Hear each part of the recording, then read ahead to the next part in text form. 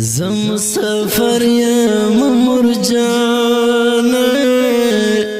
پزړ پر هر یم مرجان ډېر در پتار یم مرجان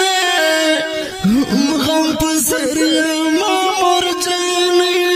د دې مسافر زړه پرمیش کړی دی اکبر جان خانوال مسافر زیړ جانان امیر توسخیل حکمت دانش مسخان مسافر نصر الدین مسافر او आवाज د رضا وزیر شاعر ډېر محترم ورور احمد الله واسق والسلام زم مسافر یم مرجان پزړ پر هر یم مرجان ډېر در پتار یم مرجان غم پسر یم مرجان سپلتانه مې پر زړه جوړ کړلو دا خونه کلی وطن راته یادېږي هغه ګلشن راته یادېږي هغه مسکن راته یادېږي یو ساعت مې نه هېرېږي دا ګل وطن کړم زه ډېر ډېر ارمانونه دوبۍ زړه مې درنه تور شو ډېر سوی سوی او ټکور شو ستا بېلتانه کې سخت رنځور شو لکه سکاره داسې تکتور شو له مور او پلار د جدای شپې تېرومه زړه مازدیګره چېرته لاړې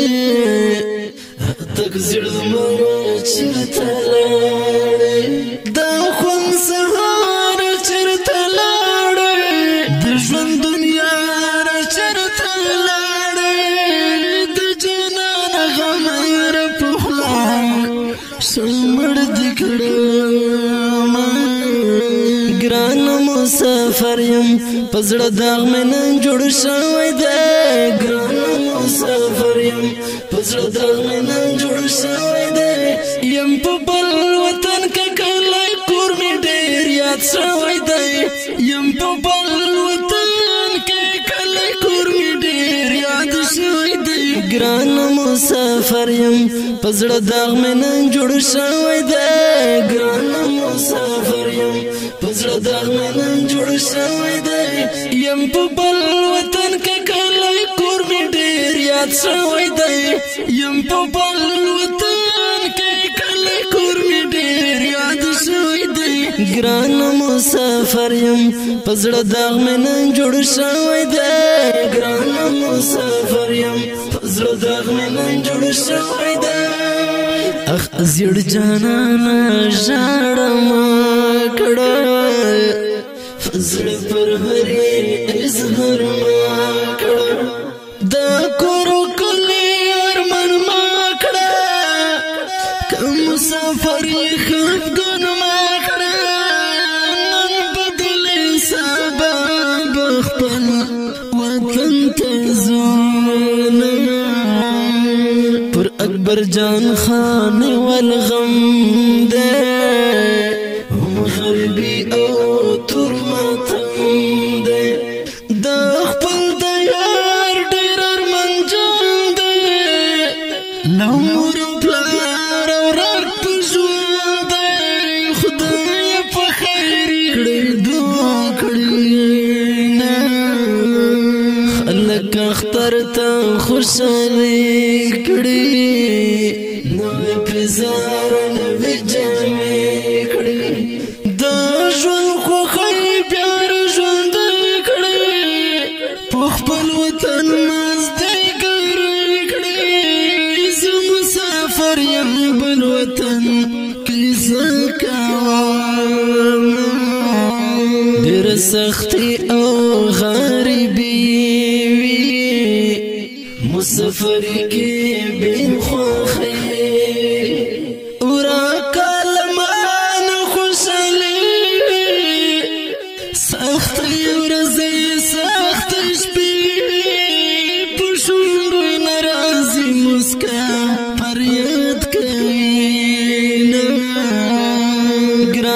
مسافر یم پزړه داغ مې نن جوړ شوی دی